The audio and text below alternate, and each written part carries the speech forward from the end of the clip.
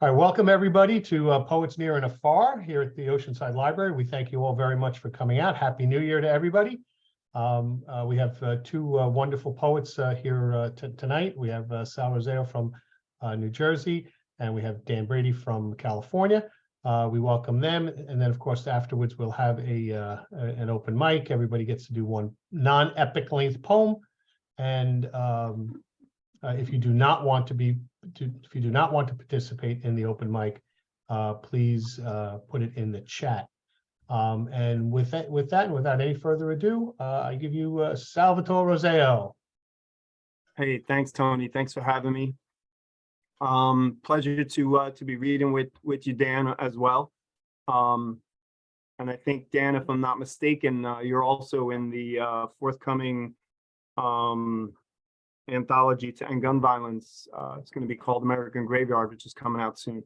But I'm gonna mix it up tonight. I'm gonna do some old and some new stuff, some stuff I haven't read in a while. So this first piece is called Pledge to the Hellraiser. I spit toothpaste and blood, watch it dilute as it rinses marbled down ceramic. Pause for Pavlovian applause, hedging an effect for my sincerity. My reflection standing there, listening through hand-smeared fog, the radio pleading for its charity. And I reflect. Thought I was Batman, turns out I was Barney with a Captain Hook prosthetic. No stealth, no rhythm, just an incessant ticking in the back of my extinct and excavated skull. A pendulous resounding of the analog, a time bomb extolling from the gaping toothy maw that chases me to all my days. Tuned in to pass the time without commercial interruption, raising hell and taking names, the FM waves at me like an old acquaintance from behind the bathroom mirror. I want to ask it to curb its nostalgia. I've stepped in enough of that shit to warrant new shoes. Instead, extend the lazy vigilance, dial up a cellular mobility, and pledging not to sink, hit the donate button. Enticed by the blaring of that rare premium glow. If not for the cause from my community, then for the doorstep arrival of some cool new swag. With eyes glaring, I stave off all my ghosts one more day, reflecting in momentous pains, broken by the flailing of another clenched fist. Thank you. All right, so this next piece I'm going to do is, this was one a few years ago in Sensations magazine. I newly submitted as a newcomer to Sensations magazine for their contest themed on global warming at the time. And this one first, these three poems, this is one of three poems that won first prize. This is called The Planet's Quiet Exhale. The planet's quiet exhale, now a cough. Now we choke on the fumes of inaction, like the withdrawn tide siphoning to release with fury its building surge. It pauses its immunity to shed the contagion of our greed like a fever. By flood and by fire we perish, purged by particular calamity. The earth cycles and for ephemeral millennia reconditions for unborn generations that never will come the opportunity to forgive us the impulses of the past. In the lengthy interim of transitioning breath, the locusts will swarm in seasons of permafrost thawed, and graveyard reefs will court the coral white of ocean-warmed ghosts and bones. Thank you. All right, so these next two pieces, so back in, I guess in the early months of the pandemic, I'm sure like everyone else, we were pretty prolific in writing. So this was a piece I wrote, and I guess after I read it, I'm gonna get into what it was, what spurned it. But there's two poems in a row I'm gonna read with the same title, different subtitles. And the funny thing is, the first one I wrote months earlier already had a parenthetical subtitle. It's called The Process Halted for Drawing Breath, Pocket Change. Inside out, pockets aspire, pulled obsolete for the droppings of loose change, near extinct. Dog-eared, attentive, They lean down to listen, catching faint echoes, a faint of tings by the subtle tapping and turning of bare coins on currents of sidewalk surfaces, settling into a roll off the ground and down into gutter drains. Undrawn breaths collected in sewers like wishing wells, swallowed gasps of silver, copper, and nickel, lodged astonishments too stale to sample air, smothered by the clutter of a litter of aspirations amassing into colorless gas, never volatile enough to surge, unsummoned genies yet to draw granting breaths. In rites of passage, their buried vigil holds, awash in time, familiar they flicker, bottled desires unfounded, diluted and drifting at the urging of rushing rainwater. Thank you. So a few months later, when I read that, was after the death of George Floyd, and some of the connotations and meanings took on, they just took on a whole different meaning for me, and I felt compelled to write another poem using some of the same language and phrases, just in a different context and slightly adding some other context. So this one's called "The Process Halted for Drawing Breath, Civil Change," is the parenthetical subtitle. Inside, pockets of air aspire, pulled, no, yanked from the core, escaping in a forced respire, dropped and pressed to the ground, faces splayed at street level to ogle the glimmers of flashing coins, dropped from dying eyes and loosened from the plain, nearly past extinct. Three-headed dog, ears pricked attentive to catch feigned echoes, a faint of things like the subtle tapping and turning of last exhales, the blood-stained coins of currency barreling down by the pitch of concrete and asphalt, striking as a painted horse rolling its beauty off in rain to wash down the gutter. Drained, these undrawn breaths collected like last wishes, swelling silvers, coppers, and nickels, astonishing in stale air, smothered in skeletal hands, as unspent aspirations amassing for passage by colorless sticks, never fickle enough to surge unsummoned. In civil rites of passage, civil unrest ever vowing to find ascension from atop burial mounds, for unspoken whispers holding vigil, vying like genies to draw granting breaths. Lacking time flickers, something misinterpreted during assembly, landmarked by familiar disciplines, the flawed and inconsistent ideology of statues.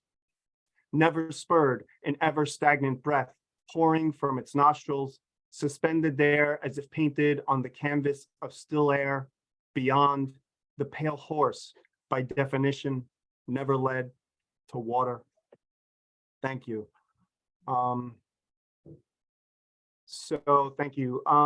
So this piece I wrote a few years ago. There's two versions of this piece. I'm going to do the shorter version. There's a longer version that's called, so it's called Manual Instructions for Reviving Decades, and the longer one is called the Rated Mature version, and it's got like a table of contents and tools required, and then it's got some diagrams and stuff. But I'm gonna, in the interest of time, I'm just gonna do the shorter one. So Manual Instructions for Reviving Decades. Step 1. To revive the decades, stand in the middle of the floor, doing Tai Chi while drinking chai tea, flaunting your natural arch. Forgo the forensics of foreplay and flex that plasticity while flashing more than your sublimated smile, blowing your mind open wide, sparking the synaptic to kickstart your cortex. Click next to continue your neural diagnostics, hiking that Hyperborean hippocampus all the way up, firing up neurons dormant since puberty ended its reign, inciting muscle memory long since atrophied, reminiscing secret rendezvous with spacefaring visitors, invoking scenes with old flames in old sedans the size of boats, and the subsequent scents in their upholstered back seats the size of couches, Step 2. Then resembling the contortion of the male pelvis at a steep forward angle while usurped by the morning in the slanted camera perspective of a rogue's lair, feel the force of the slow, random gyrations of the bones that are still willing, simulate a sort of ritual rain dance, recalling a recurrence of events from storm-driven nights remembered, featuring lightning flashes followed by their paired thunderclaps, the kind of thunder that beckons flashbacks of childhood fears, like the fear of the dark you've since learned to brave, and to this day, the fear of being alone. Now with dampened bones and spasmed sinews, hair follicles tingly, almost mimicking youth, keep the momentum of inspiring these exiled things of eras gone by to become vigorous once again. Resurrect and motivate these resuscitations hiding under tombstones, their epitaphs erased by your awkwardly choreographed conjuring. Step 3.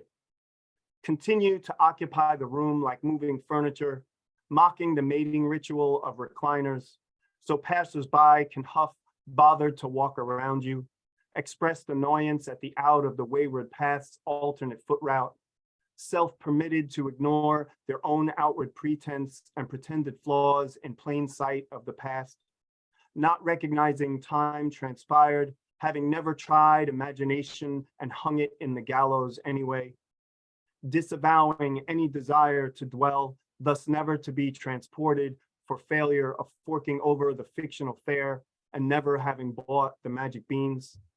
Step 4. Forced to feign attention for the elegant ravings of a perceived lunatic, performing an absurd but respectable farce, in between bites of soft-boiled egg, yolk drip drying down your chin. Why forgo pleasantries with the shadow of Armageddon looming? Although most will not comprehend the plot marked out center stage is not for your theatrical close-up, but the extraction point for the mothership's return. Thank you, guys. All right, so let's see. So here's a short one from this past year. It's called "The Logic of Siege." The flourish of fallout, the crayoned walls of old school tactics do no civilian harm. In the makeshift morgue, the side-by-side bodies lie with souls exposed, humanized by their style of shoe. Outside, explosions disown judgment, reject conclusion. Inside the morgue basement, the bodies shudder, appalled at each impact, more so at unspent munitions, sunk into playgrounds and asphalt, ships at the bottom of a still black sea. Thank you. All right, so let me do this one. So this is this one is also I think someone mentioned earlier, climate change. So this is from a few years ago. It's called "Gaia Pleads with Uranus and Astronauts." The Earth is on fire, burning smoke to signal stars, stuns the spectating arena of expanding giants from afar, gaseous those globules of heated mass consuming everything that enters their maw, now draw unblinking their gaze and frozen horror. The Arctic ablaze, yet the light-year distant crowd cannot look away from the car crash on the shoulder of the Milky Way. Gaia pleads with Uranus and astronauts for the sake of her kin, but lost is the din of cries on the soundless surround of space. Within the husk of atmosphere, hushed omens scream Armageddon, inflating gills like sibyls gasping, oil slick fish flail dying upon dyed Gulf shores, fossil fuel greenhouse gaslighting, trapped infrared wavelengths, SOS transmission signals bouncing back like messages in plastic bottles, bobbing out at sea, pagan battle hymns echoing from the chasm of a cracked earth. Starry martyrs set their sights on slipping glaciers, spilling into the tentacle swells of enabling oceans, mark well the submergence, and fathom the ocean's slow betrayal of the border truce with continents. Drifting pseudo islands of merging plastic mass melt under the flaring barrage of ultraviolet assault, solar assault violence, visible from the soundless surround of space. Global heat maps glow bright, collages of swirling orange, red, and green blue arcs in fierce and fiery glory. The Amazon is burning, rainforest afire, raging, rivers mount the cinders with false delight, and the delta disengages, while somewhere a solar sailing boat, like a ghost recurring on the Atlantic, cuts through floating debris, plastic bottles bobbing in its wake, their messages unread. In silent jury, stranded stares stem from beyond the stratosphere, sterile eyes witness from the safety of international space stations through high-definition portholes, stained glass windows smudged with the imprints of desolate psalms, widened fingers from narrow palms clinging glass to the lingering of grief, the grip of disbelief doomed to repeat, the remains of space-time here and now, the residue of remorse. By the swift spread of snow cover across continents, the unabated intensity of Arctic amplification, the dead facades of mountaintops once removed, mass injected earth by the penetration of infractions, decline and imbalance, the factors, deforestation, the harbinger, deformed from idle conformity, remote, their only recourse to record, document, and data log from the soundless surround of space, voiceless observance from a distant silence, the earth on fire burning, an unread message flaring into cinders within its plastic bottle, bobbing in a sea of space as it ignites the last spark of oxygen. Thank you. All right, so here's one. And Tony, how am I doing on time? You are, let's see, so you got about 3 or 4 more minutes. Okay. Okay, let me do, you know what, I'm gonna do this one, let's see. All right, I'm gonna do this one. Ode to Accounting. Penmanship notwithstanding, we relish in sloppy eights for slow tallies, and for transitory aberrations, a lifeline to reverence and litigation tactics, icing on the case, a 12-step program for the sober, overly creased and brushed with celebrity, pandemic electives and other observations as close as 6 feet away, too many voices in our heads proposing, twiddled thumbs are trial runs to satiate the long need with placations of poetry, porn, and politics, not necessarily in that order, derelictions and delusions tweeted from the highest desk, cooking the books in the nooks of idle minutes and minds, smears of dead men coming back to haunt across televisions, brace yourselves for a new America, behold the grim visage of decency as the world watching sighs, cities celebrate, Atlanta, Philly, DC, Times Square looks like New Year's, a flash mob breaks out dancing in the streets, spilling elation, raging hard-ons diminish and are not so gracefully exited, tradition dictates a transitional letter, unwritten, drawered envelopes yet to be opened, stealth is stashed away, and secret services are on standby. Thank you.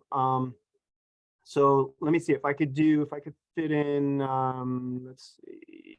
All right, so this one is called, this is from a couple of years ago. This one's called My Mother Hums in the Kitchen. My mother hums in the kitchen now while making dishes of foods, as if calmed by or calming the served plate or bowl. The utensil, primal in her hand, a practiced comfort, utilized with cordial grace, it exemplifies its purpose. The ingredient and caress of habit extending from her hands with each perfect stir, perpetuations bound in mortality and lost on eternity. Her attentions engrossed as if this were another time and place of pleasing, themes unseen ambient with essence. Her nana's lullaby sings praises, coddled babes or eggs warm to the taste for home. It drowns out the sound of our slow bones grinding knell in the nullifying void of God, where common noise doesn't carry familiar and the sums of separated parts are lost. Its testimony to all five senses relinquished. Standing behind her, I listen without disrupting, at first concerned, but now content.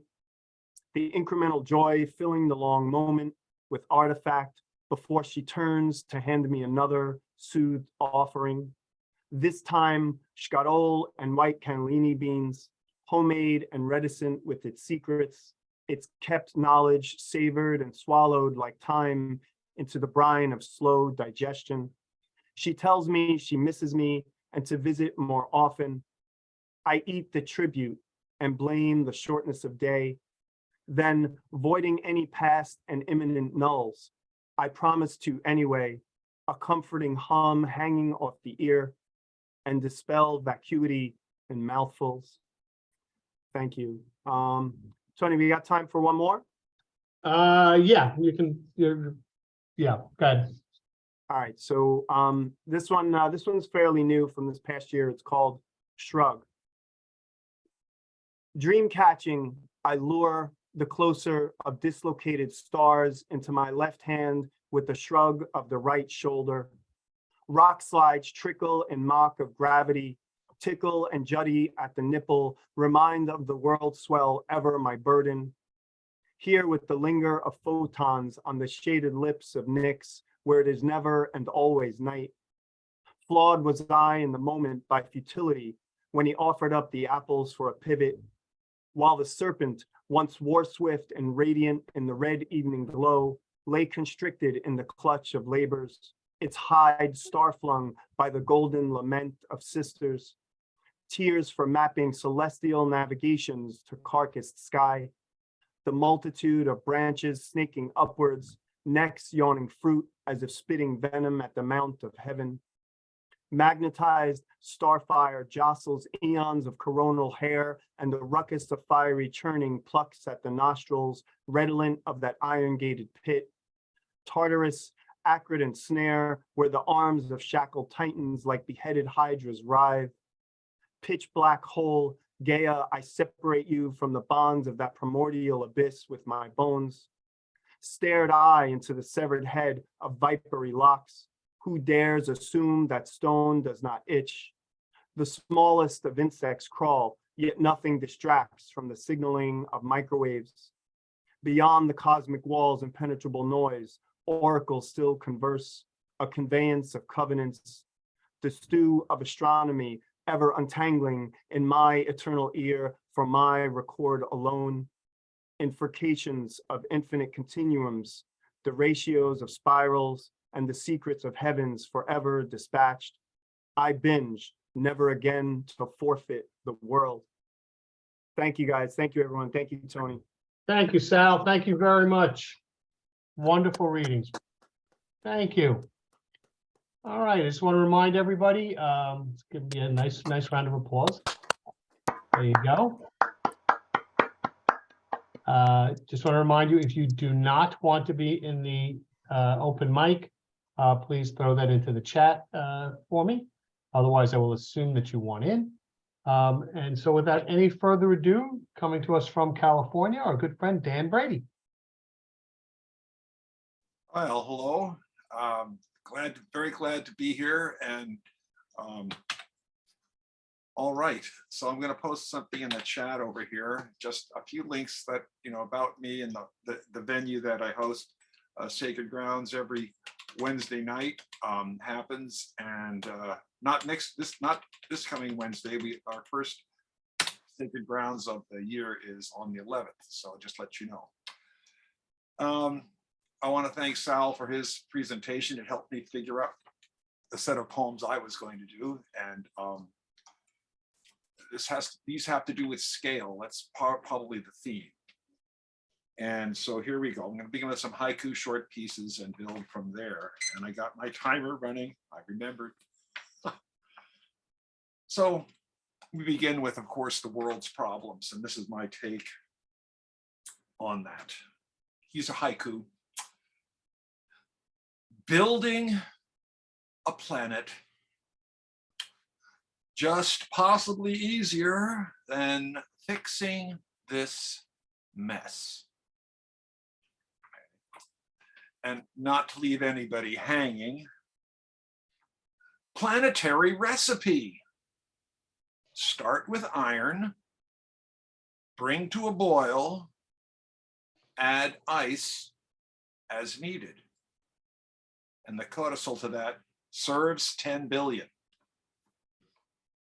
So haikus of scale. There's this one, which will take us back to the thrilling years of God Almighty Yesterday. White House dilemma. Stage a first responder with the worst responder. And for those of you who are into meditation and transcendentalism and things like that, this is for you. Sidewalk puddle, snowflakes and their reflections vanish together. And going back to those same old thrilling days of yesterdump. Story in the news. He says, what'll Trump do? I say, make it worse. Haiku. And this is a poem that is dedicated to my wife. I like reading this because she likes me to read it. And so here we go. Were it not for her eyes upon me, in that one intimate moment with mine upon hers, both of ours reflecting in and through one another's,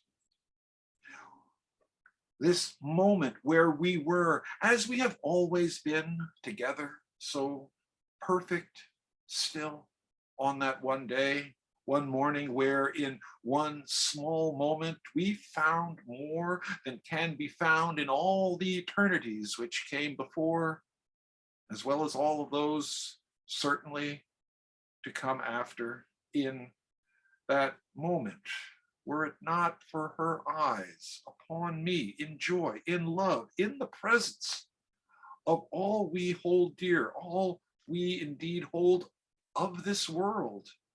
Oh yes, for I might have wondered, were it not for her eyes then and there, what would have become of me without all this?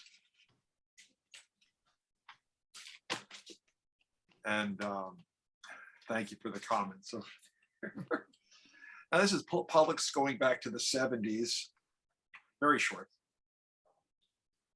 Red, juicy.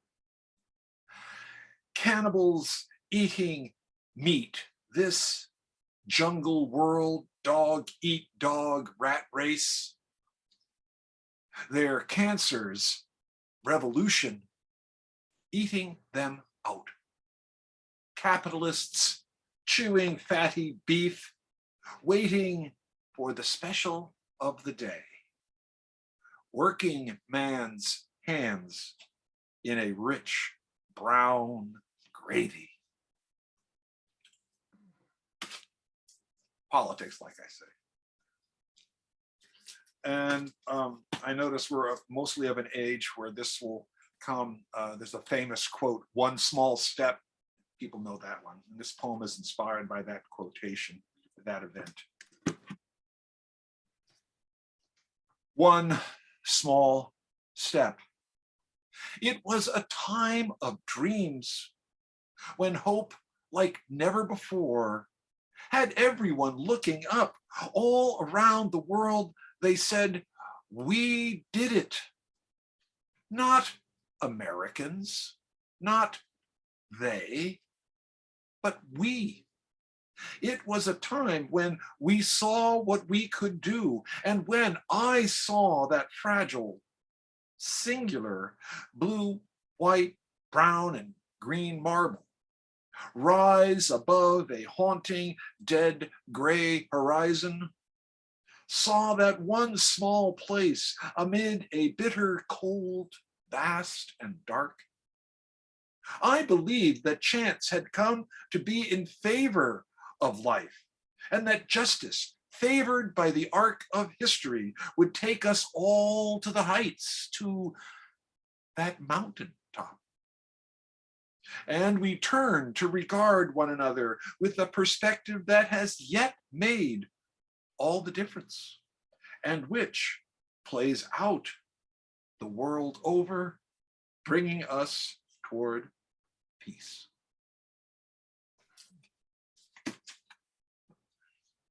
All right. So this is a bit of humor, but it has ecological overtones, as you will see. This is my ode to pee. Oh, it was written in a bathroom, by the way. It was inspired by the moment. At least most of it was. Here we go. Ode to pee. Bless this water that has passed through me. Bless this water on its way to the wine dark sea.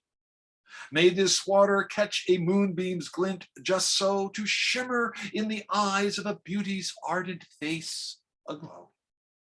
Bless it and all the waters with which it flows and blends. Bless that and all the air in which its mingling vapor ascends. By this means, bless the seven winds, which carry it away over the seven seas, to mountains, farmlands, every hill and dale, and into coastal fogs where it precipitates from trees. Nor forget sunset, where its glowing, glimmering prism catches the sovereign's blazing rainbow hues, or in the moon's silvery light, playing it at the limb of our pellicle of atmosphere to cast an eerie halo of high, austere, icy delight. Bless this water that once was I, that once was a part of my mind, heart, and eye. Bless this water from the one cup we share. Bless the passing of excess to spare. Yes, blessings pour, each drop from the sky, to clothe the world in the beauty we espy. Forever a river flows through us within. Thus do I offer unto thee this overwritten ode to pee.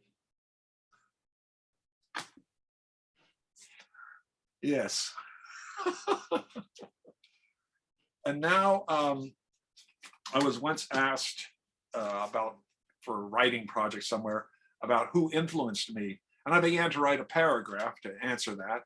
And the paragraph became a poem. And then I decided to make it into a piece of poetry.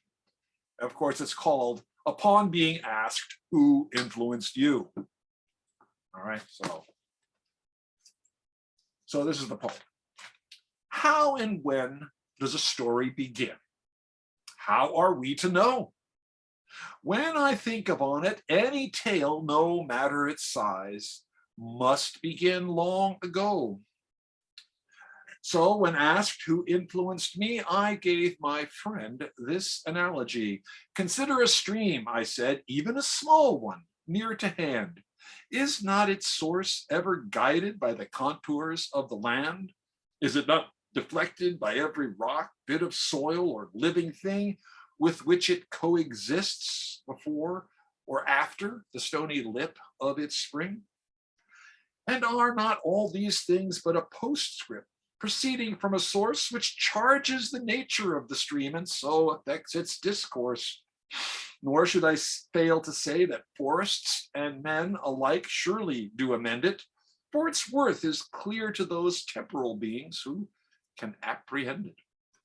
But the fishes and all the living things cannot be the stream, nor for that matter can it be the water, or so it would seem, For the flow is ever carried off, even as we watch for sport, whether by evaporation or gravity's simple transport. It's surely not its path or the things it is carried off, nor could it be its remains, a shallow drying trough. A stream then is a time and place dependent upon conditions which, if the truth be told, must have the utmost antiquity as its origins. Preconditions which, if they be scientifically analyzed withal, stretch back into the beginnings of time and matter immemorial. And perforce, do they not, I waxed, extend to onward in time until the very edge of doom itself. Imagine a stream sublime. And so full circle I came as my analogy found its end. What are the credits I must roll to answer, my friend? No less than everyone who has ever been or may yet be. Nothing less than that full chorus, say I, have clearly influenced me. Just covering all the bases, I suppose. And now we get to something more direly political. This is called Mother's Day, and it's not what you think, but you'll see what I mean. Mother's Day. Whose gentle hands reach out to receive the bodies that are brought in? Whose gentle hand bear the simple folded cloth of white? Whose gentle hands then wash the remains softly, sweetly, one last time, a blessing of ablution? And who in silent reminiscence feel a tear trickle now and again because of someone's hair or eyes being familiar? Whose gentle hands then wrap the bodies? Whose lips murmur? And who in concert bear up a corpse to then lay it gently out for view, its face set in profound sleep? Women are veterans all. They've been in all the wars, all the time, battlefield or no, win, lose, or draw. Upon them are visited those nightmare haunts and aching griefs which settle in, become memories, memoirs, mementos, those tokens whose silent display tell all that can be told without speech. What do women mean to do for the dying and the dead? What do they all pray for? How do they carry it all? As life goes on and living becomes something else, which becomes anything else besides what it was once upon a time? How do their eyes, searching, see this world after dressing wounds so deep, so red? How do their hands feel that which can no longer give feelings in return?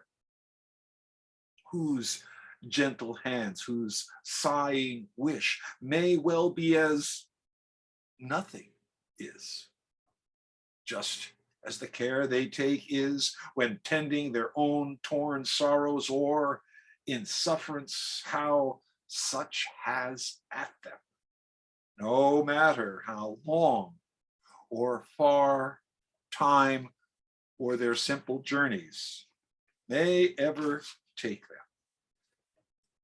Mother's Day. Yeah, I was inspired by a news story recently, and of course, all those fields of war, it applies, and should have given a trigger warning for that, perhaps. So I'm going to have a couple more here, maybe one, we'll see, maybe three, but we'll see. This is an optimistic piece, even though in terms of, like I said at the beginning, the time scale of this poem and the next are both considerable. This is for Carlos Ramirez, a friend of mine who passed away a number of years back as a poet and a performer. I think he would have liked this, and that's why I dedicate it to him. Worlds. Oh, my friends, there are worlds, and good ones, beautiful worlds, so wondrous and full of marvels as to make one weep. There are worlds where peace is all there is, and nature is let to run rampant. The verge is rank with skies and seas full of life. Animals who see your soul's light with hearts innocent of fear or rage. There are worlds gowned in clouds of delight, graced with rivers of love, where ranges upon ranges of emotional peace rest under the glowing countenance of their moons dancing in the firmament. Worlds such as songs are made of, as epic poems might suit, where painters upon an overlook could gaze at a life's work set before them. Where God is happy, life tame, and where we'd be glad to be were we there instead of where we are, dazed and confused by our own earthly illusions. Oh, forsake fight or flight, let go of want, our past histories of unending sorrows, poor reasoning and martial drums. For there are worlds, this poor scribbler asserts, no artist could hope to convey without a proper preparation, a long, restful life of enjoyment, a million-year picnic.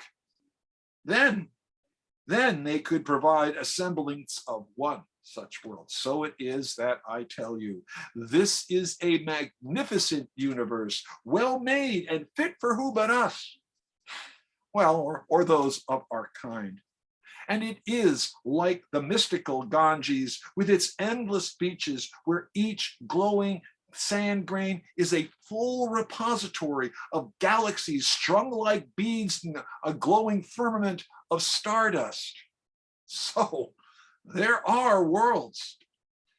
And then there's us and our longing, our song, so profoundly deep and unending that even this grand universe and all of its works couldn't possibly contain it, or so I feel. I told you it's optimistic. And then this one again is long in scale. I'll probably conclude with this one. Some people have probably heard this before. I read it oftentimes. It's one of my favorites. Light, light, light. From the start of this universe until now, there has always been the light. Clearly, it is an essential factor, for what else do we all come to eventually and aright but the light, light, light. No thing overshadows this. It's what moves this poor body, causes my fingers to trace such moments as this, counsels the passion coursing my heart well, and what so enlivens my giddy soul tonight but the light, light, light. Terms cannot describe or contain this. Actions provide mere indications. Lyrics might bear it so long as the breath bears them. Nothing temporal can truly be seen without it, and all things eternal are made up only of it. What else moves us within so as to create without, passing for inspiration's sight, but the light, light, light.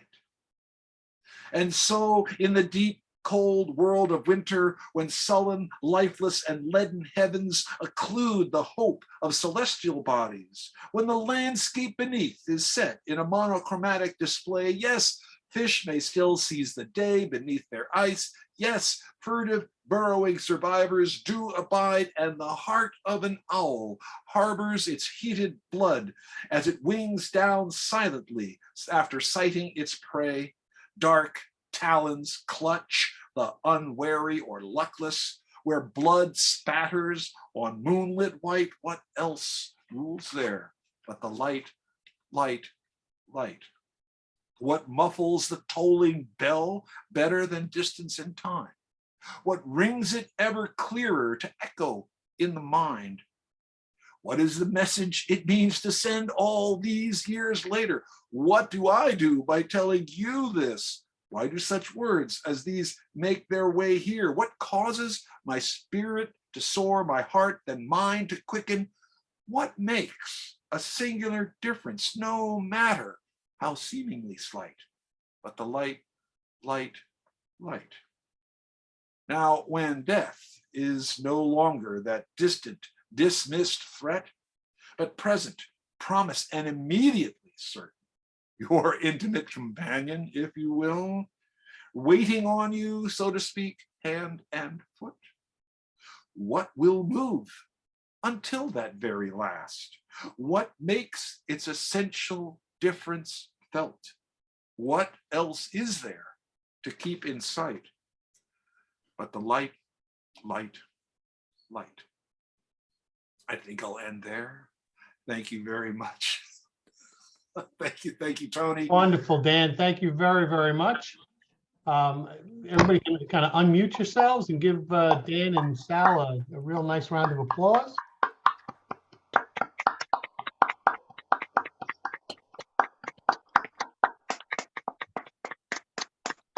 Great reading. All right, great evening. Thank you. All right, so we're going to get to our open mic. The way this works is I will call on somebody and tell somebody else to be on deck. For those of you who are not baseball fans, that means you're next. And we're going to start off with Ann Cohn and Barbara Minnie. You're on deck. Okay, good evening. Oh, what a terrific evening. Just lovely. Love the themes of light and caring for our planet and the use of metaphor. Really appreciate the readings.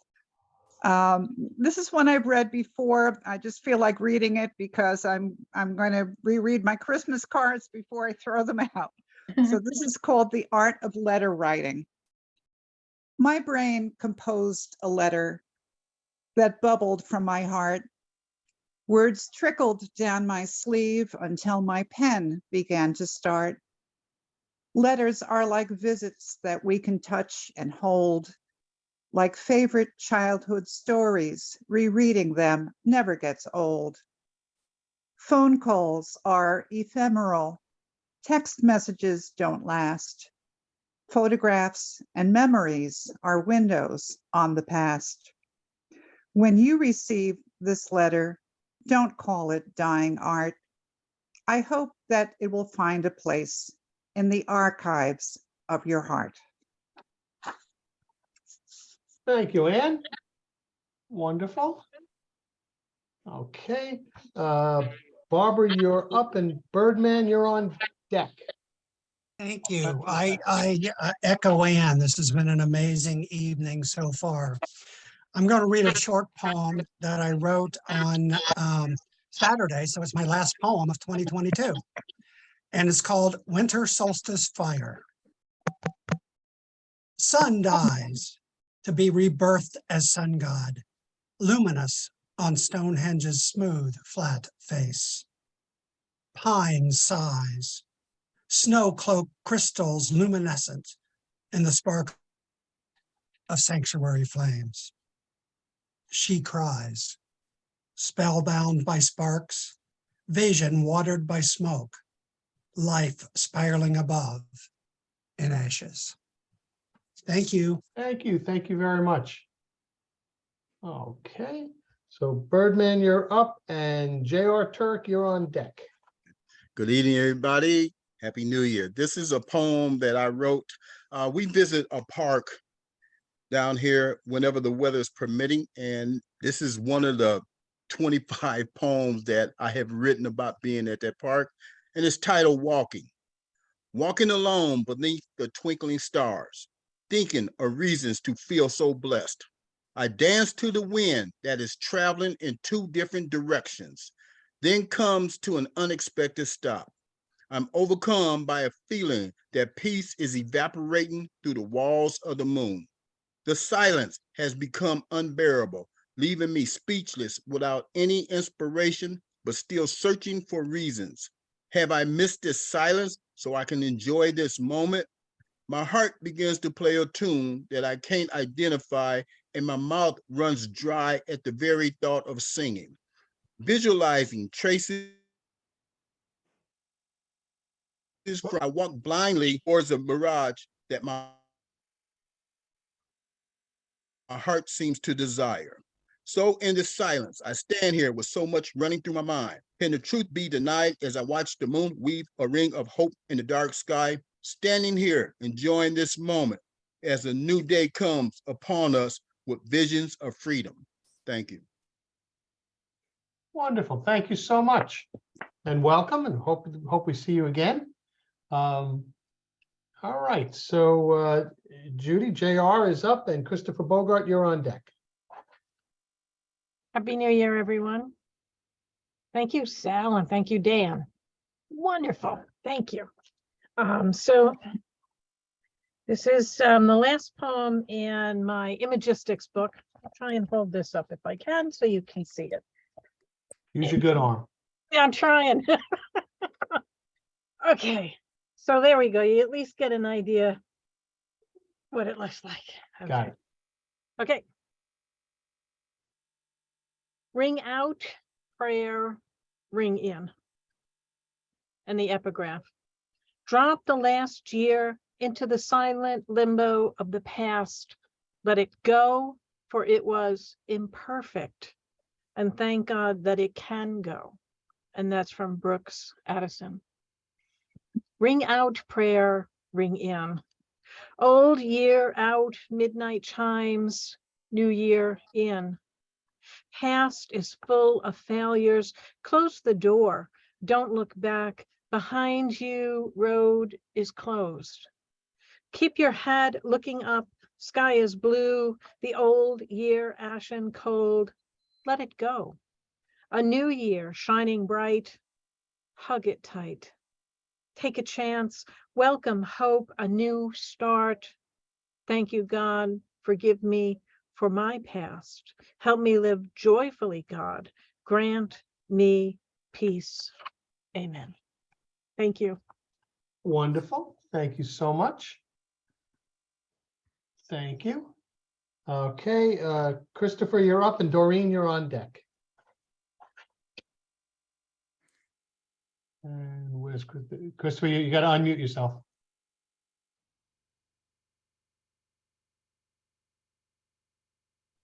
All right, how about There you that? go. Perfect. All right, this poem is the first poem from a book of poetry that I wrote that came out in the beginning of the summer. It's called This Conversation. It's about a casual conversation that two strangers have at a bar about racism. And this is the very first poem. It's called This Conversation When. This conversation we're starting today must not end at the end of this day.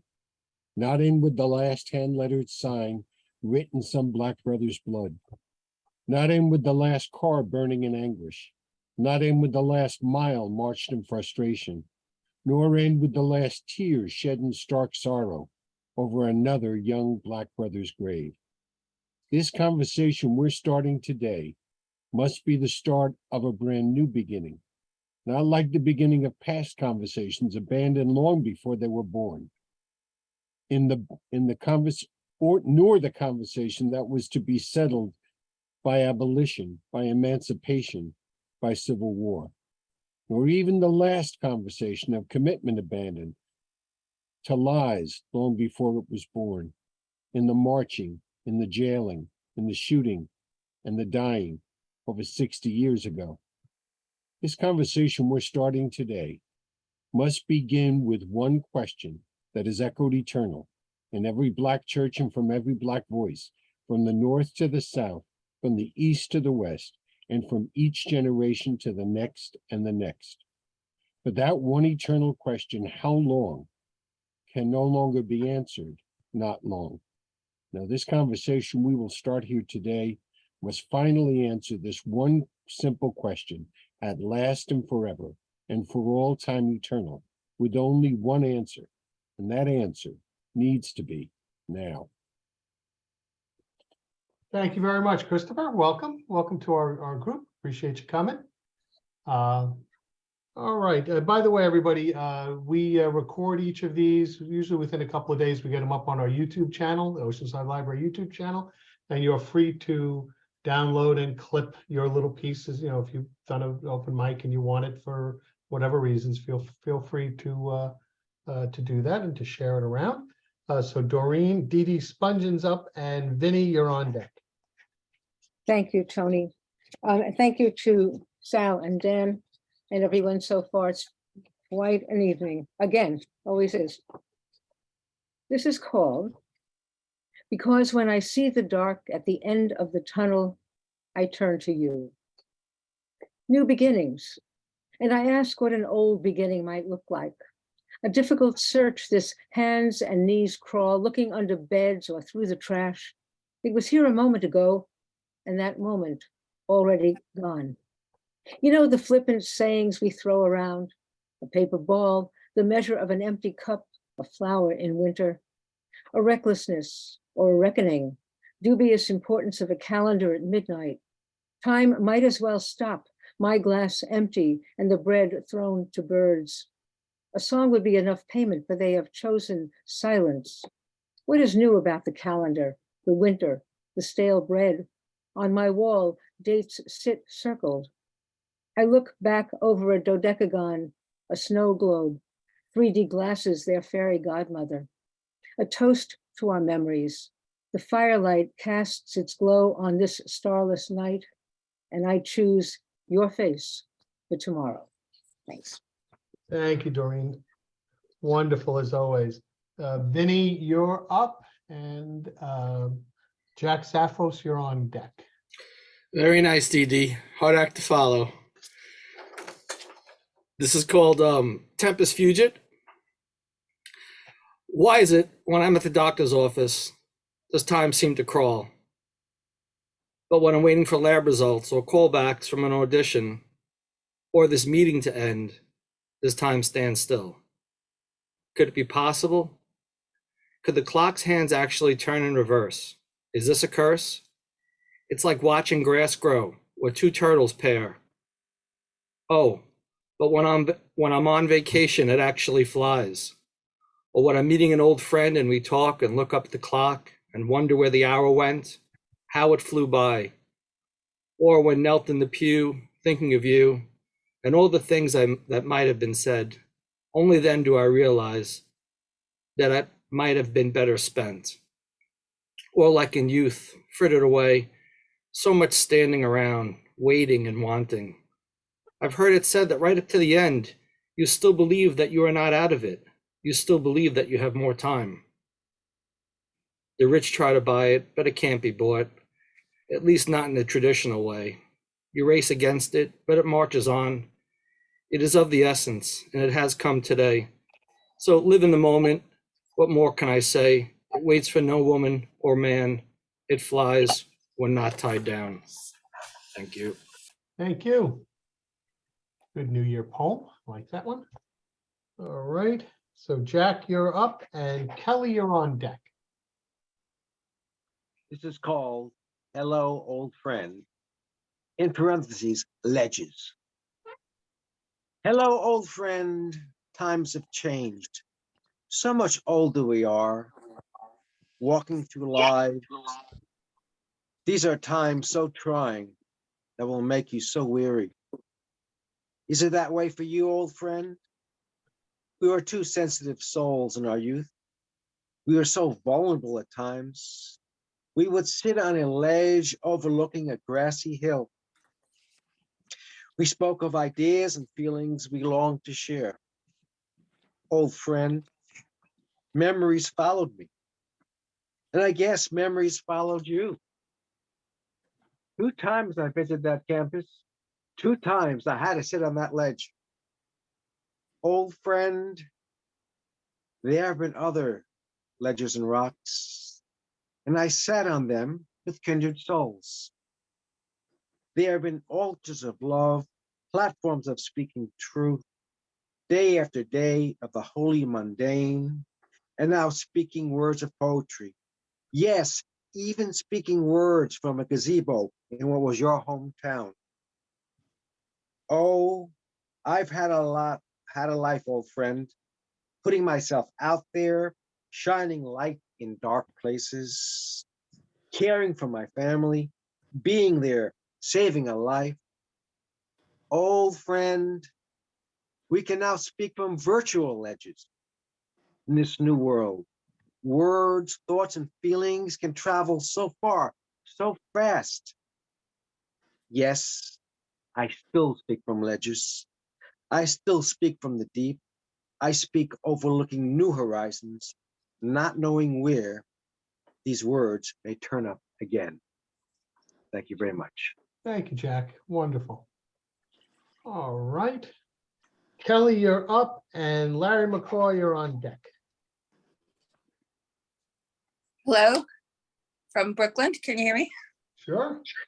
I wasn't sure if I was muted or unmuted. Nope, you're good.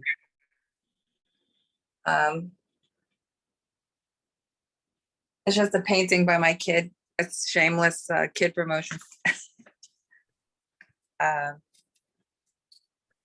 It's nice to see everyone. I haven't been doing these Zooms. Anyway, I'll just get to it. Thank you for everyone's wonderful poems. Did I die? Okay, you're good. Am I back? Nope, you're good. Okay. All right, let me get to it. This is just a little bit of randomness. I think I probably wrote it in my car, and I was probably thinking of Judy when I did it, because she writes poems on yellow pads in her steering wheel. It's just called Now and Again. Your hometown is an archipelago of hopes and dreams and wrong numbers and failed romance. You wish you could be a seagull if that were not an Armageddon of a loftier kind. And it is the loneliness that will take you in the end. And in the beginning of all things are possible teaspoons and silverware all around you, numbering your dead, and you still go on. Maybe not the gift it would appear to be, being the survivor, the caregiver, the nurse, the cook, the bottle washer, and memory keeper's second wife, turning tragedy into strategy. No simple art, and a lion in my heart roars and roars, and the car won't start, and the kids are grown, and dishes in the sink was the only good rule we had, and the only rule dandelion chains and misery become her, the curse of the Irish, always longing for home while they're in it full force, the force of it, the embrace of it, the sweetest of excruciating, coming to brew with the tea. We don't drink tea here, even though there are 1,000 brands out there. Every micro leaf of it waiting for company that comes too often, but not enough. Enlightening us, frightening us, visits from strangers, nurses, gardeners, plumbers, electricians, installing gutters, windows, doorstops, train stops, whistleblowers, orange pickers, scarf knitters, blustering gales, snowdrifts of the mind, going south for the winter. Answer the door, on an opportunity keeps calling and going to your full voicemail. Check the mail, go to sleep, perchance to dream, to heal, to love and honor, and live in the eternity of now and then and again. Thanks. Thank you. It was good seeing you, Kelly. Good seeing you too, Tony, as Happy always. New Year. All right, Larry, you're You're up, shining. and Maggie, you're on deck. Hello. Letter to my oldest granddaughter. Dear Rachel, you buy the best gifts. There was the fine watch you gave me for Christmas 3 years ago. Then this year, the fascinating New York Times book on their coverage of the New York Yankees through the years. And there was that warm drawing you gave Grandma and Grandpa, showing us with all 4 grandkids seated and facing a snow-covered mountain. Some time ago, you gave Grandma a puzzle, which I gather, when assembled, would duplicate the picture of us and the grandkids. Grandma is smarter than I am. She never opened the puzzle box. Apparently, living with me is puzzle enough for her. She's made clear that she will never, ever, ever plan to open the box. Well, yesterday I did and dumped all the pieces on the coffee table. You should have heard me grunt when I saw how many pieces there were and how small they were.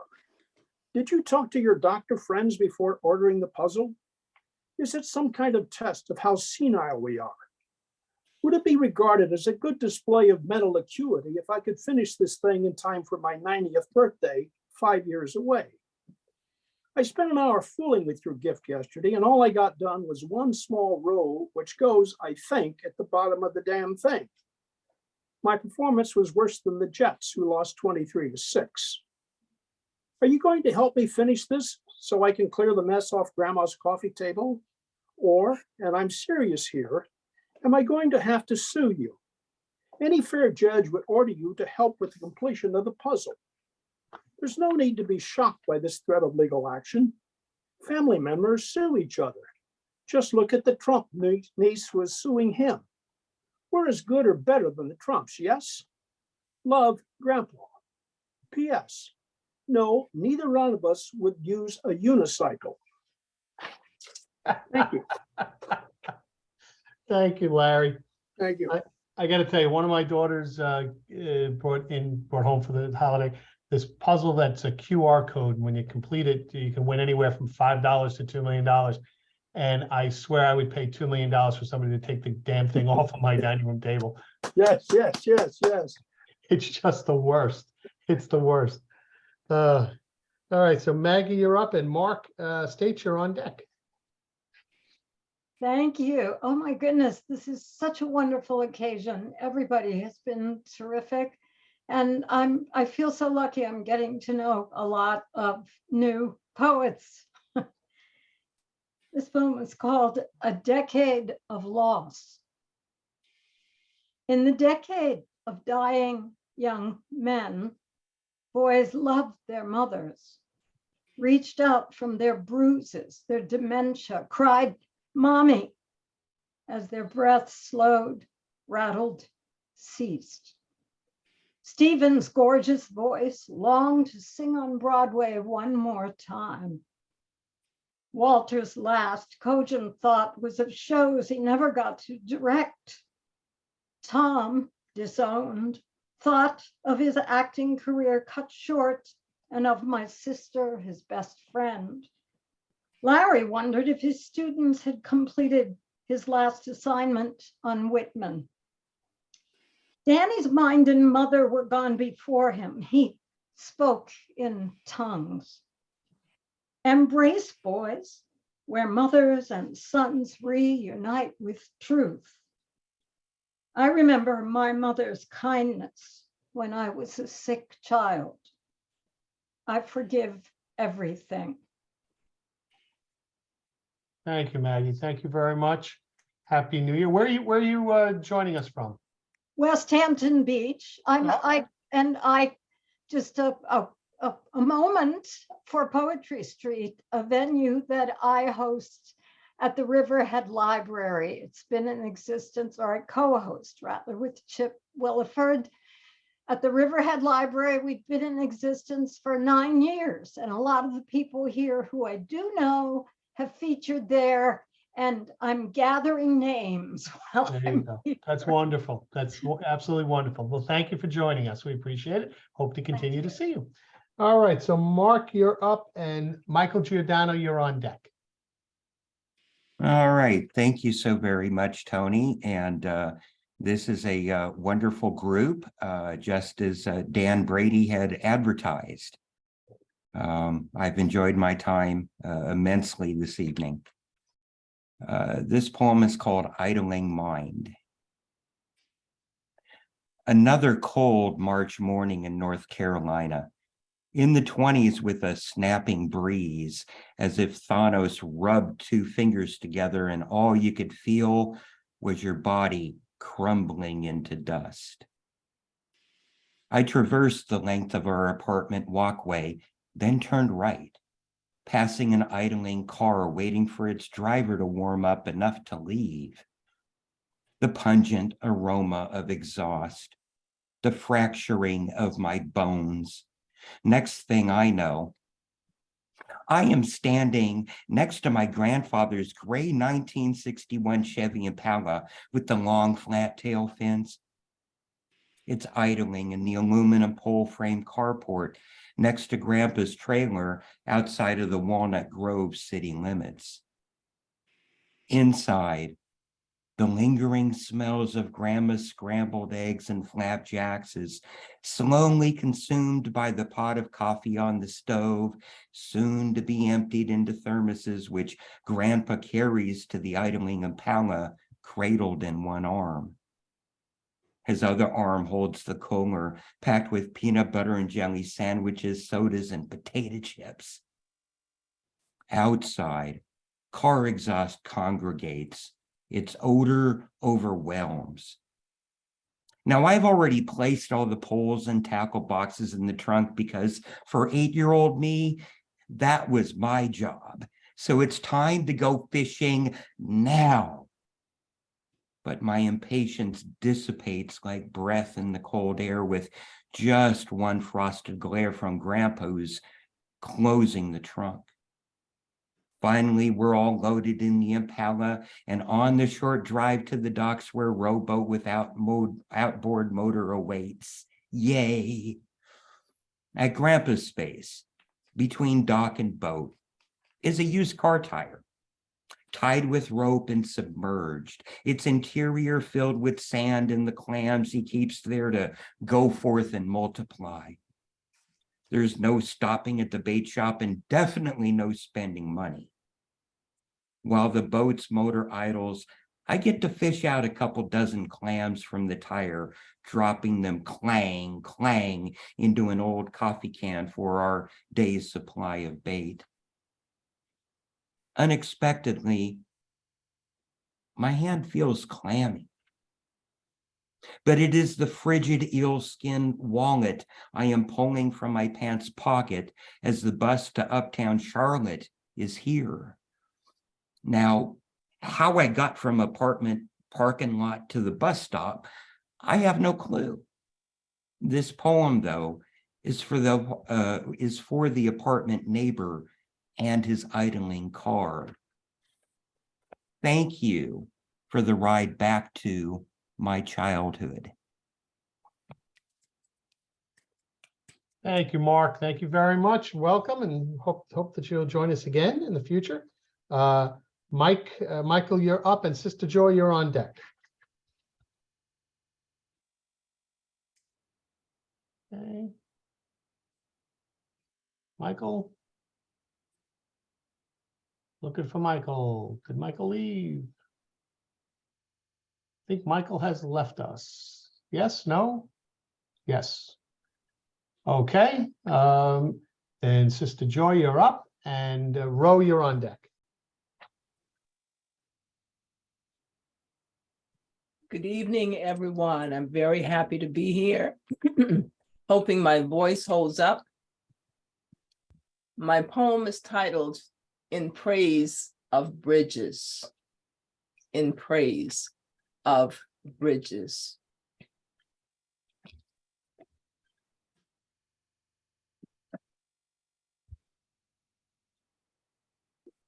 We honor bridges and thank God for them, created for such times as these, when firm footing is key, allowing us to overcome obstacles, avoid difficulties and disappointments. Each built and strengthened by ancestors, elders, visionaries who predicted and knew of our need. Together, we build breathtaking, awe-inspiring bridges to carry our gifts, even our burdens, as we lift more than our fists to strengthen both builder and traveler.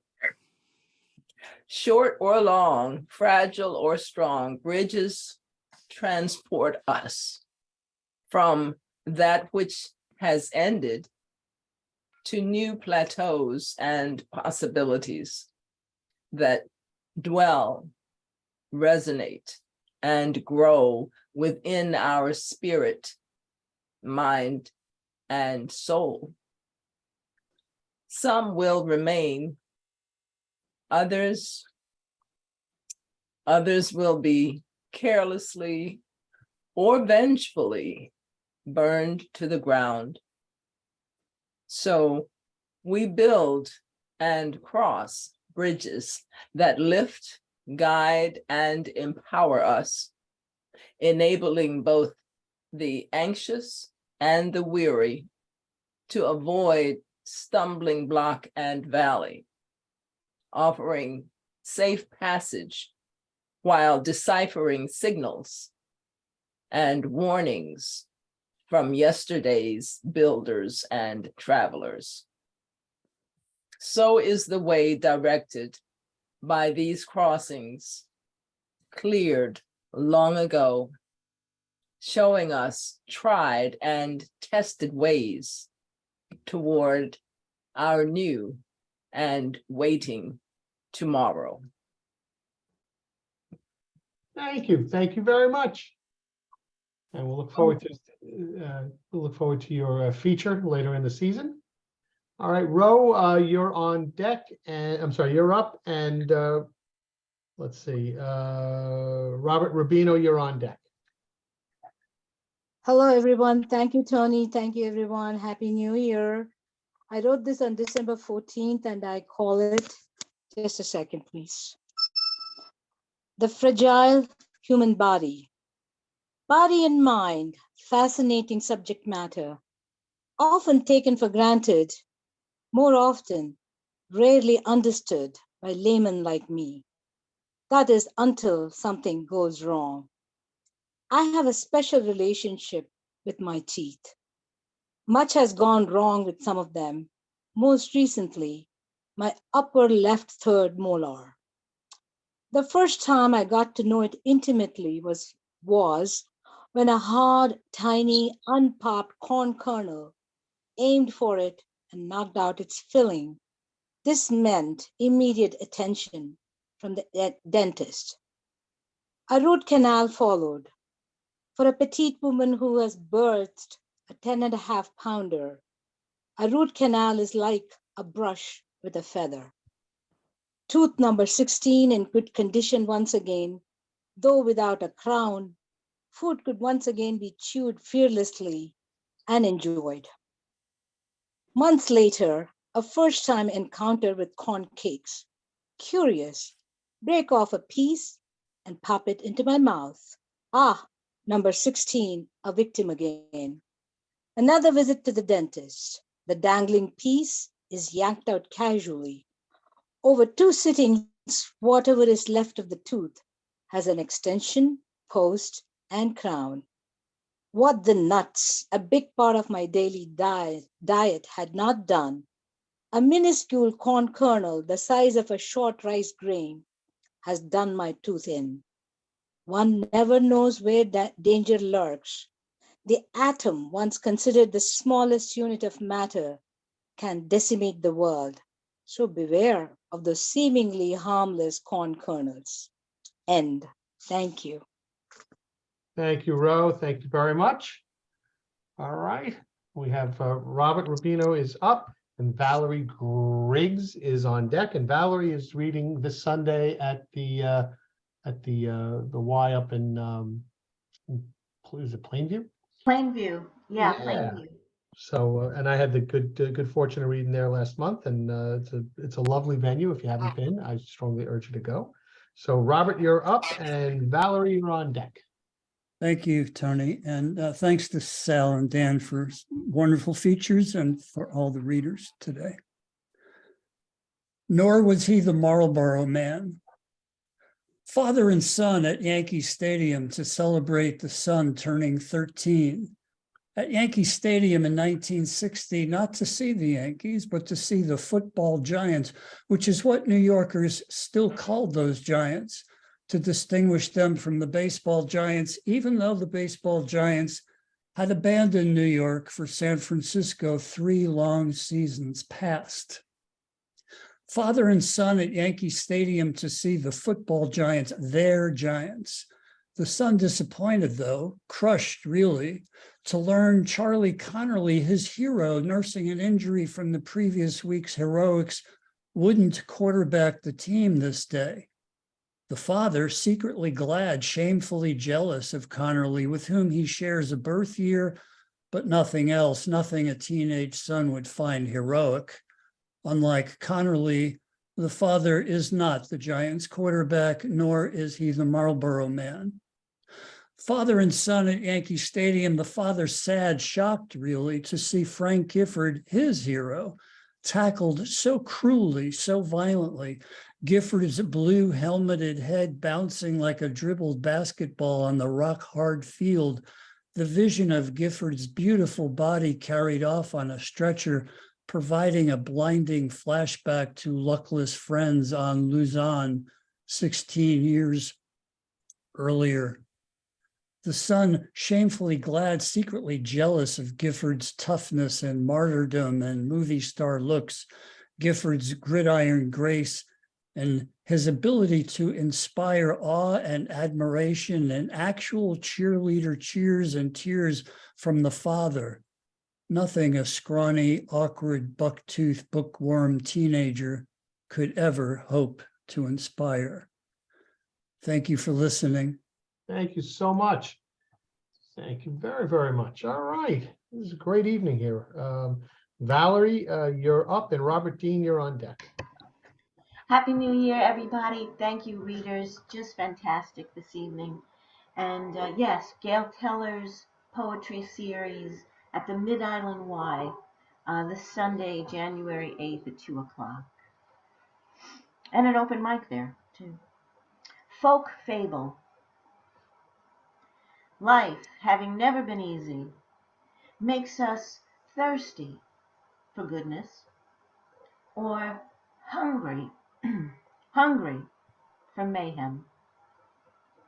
A cursory glance at nature, children learning math, a butterfly blooming, is all it takes, even for the most obtuse of mind and sensibilities, to see that life is a brutal taskmaster. A cool drink, my friends. Seek a cool drink of living water, and do not be played by sharp-dressed malcontents into tearing down your own house. Thank you. Thank you, Valerie. Wonderful. All right. Robert, you're up, and Nathaniel, you're on deck. Okay. It's good to be here again. It's been a great program so far. As they always are here, and my view keeps changing. So, okay. Wants to go from gallery to speaker. So, this poem literally just came out yesterday in McQueen's Quinterly, which makes it my first published poem of 2023. It's called Not Even a Bird.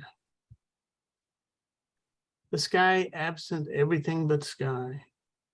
Overhead light, must be late August somewhere, noon, I think, driving. Chest CT beyond the clean slate horizon waits. I need this erasure. Blackboard of my life, calculations never added up, never formed much of a sentence, never fruited the heart tongue like a Chateau de Kim 1945, savored from a balcony overlooking the left bank of the Garonne as I remember we did. The year of pilgrimage, the year of sharing the robe, did we find what we were looking for? Perhaps the scan will. Monks we thought we were, saints we thought we would chrysalis into. The only relic left, me, in the charnel house of me. Cumulus pillows heading back, If I had a ladder high enough, would I find you drowsing? All of this a dream, all that ails me cured? From the brush doves erupt. Thank you. Thank you. As always, Robert, thank you very much. Happy New Year. Okay, so we've got Nathaniel up, and Margaret, you're on deck. Greetings, everybody. I want to thank everyone who's been involved in the reading, including the MC, the guest poets, the open mic readers, the Mongols, the Turks, the vendors of insecticide, forgers, porters, arsonists, vendors of the inscrutable, the Irish, the Jews, the homosexuals, people who are left-handed, people who are a little bit homosexual or left-handed or Jewish, squid, cuttlefish, herbivores of every stripe, Drug Enforcement Administration officers, and those they have imprisoned, sinners, saints, shamans, and especially fake shamans. I want to thank the Lombards, a Germanic tribe that migrated into what is now northern Italy in the so-called Dark Ages, especially that left-handed homosexual Lombard vendor of insecticide. What a crucial role he played. Who can forget what he did? Special thanks to plants who, as we all know now, can think and feel. We look forward to listening more closely to you, but please don't scream while we're eating salad. I want to thank poets who, like plants, are thought to think and feel. I want to thank readers and listeners. If you can hear these words, there's a 91% chance you're awake.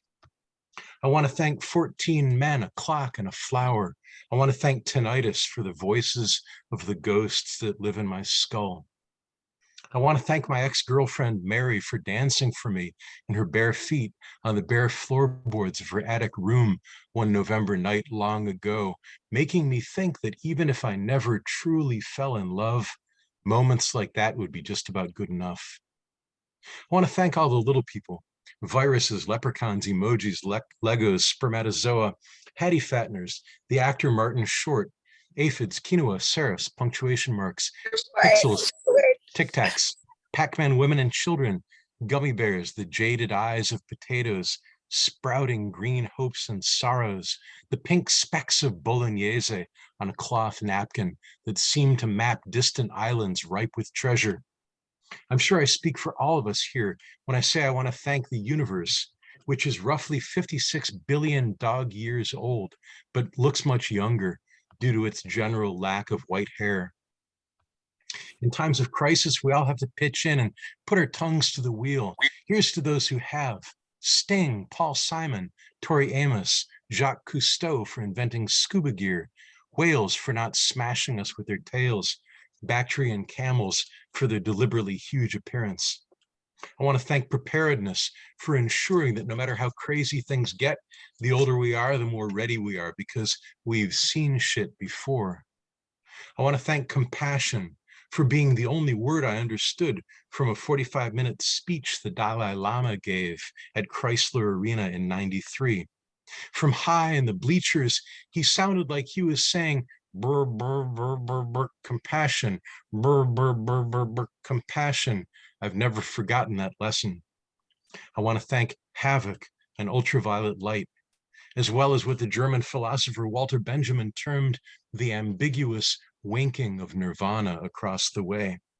Lastly, I want to thank glue for reminding us to stick together, but also pubic lice, tiny colonists searching out new land and religious freedom, and reminding us, long before COVID, to think twice before getting very close to one another. Thank you. Outstanding, outstanding. Thank you very much. All right. Okay, Margaret, you're up, and then Ronald Bremner, you'll bring us home. I don't think I've missed anybody. And by the way, if you're not on our email list, please throw it in the chat. Throw your email in the chat, and I will make sure that I will add you to it. But without any further ado, Margaret Wall. Happy New Year to all the poets and the readers. Thank you for a fun night. This is my poem called Phone Call from Your Mom. As quick as it was mailed, The capital letters appeared on my iPhone screen. They spelled out your dad's name like an old phone directory. Her voice sincere as she tried to pronounce my first name. Her gratitude immediate for a gift I had sent. For weeks, tossing and turning over the idea, hoping she was strong enough to accept. Life gave me a new perspective. There's never enough time. Send it, share it before a day goes by and I can't. Like how days feel now, we wish we had more with you. Her tears of happiness on the receiving end, reading my elegy and letter. She shared memories and I felt her smiling. This published songwriter lost you along with her your two brothers and your dad. She invites me to share more stories of you, Frankie, over a bottle of wine. 20 minutes of a conversation I never wanted to end. Thanking her for you, my muse of a published poem. You are a memory neither of us let go of, even after we have hung up. Wonderful, wonderful, wonderful. What a great night. And we're gonna let Ron bring us home. And right, because I got everybody else. Yep. Okay. Okay. Dad, Ron, bring it on home. All right. This one was written in the early 2000s during the riots of Sri Lanka. And the Temple of the Tooth is a temple which holds a tooth of the Buddha, which legend has it was smuggled out of India in the hair of a courtesan. So here we go. The Temple of the Tooth dances in the wind. The morning call to prayer whistles down the mountain.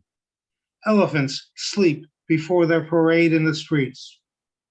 We sip tea on the veranda of our rest house, having escaped Colombo before the scheduled curfew and the scheduled riots for last night on Alwas Place, where angry and troubled trishaw drivers met to argue their strike.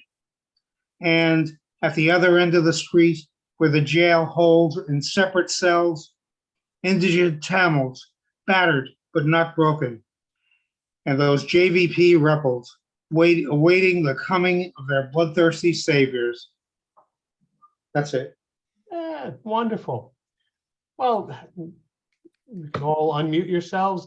Listen, it was a wonderful evening. Thank you all so much. Thanks to our two wonderful features. And we want to thank them very much, Sal and Dan.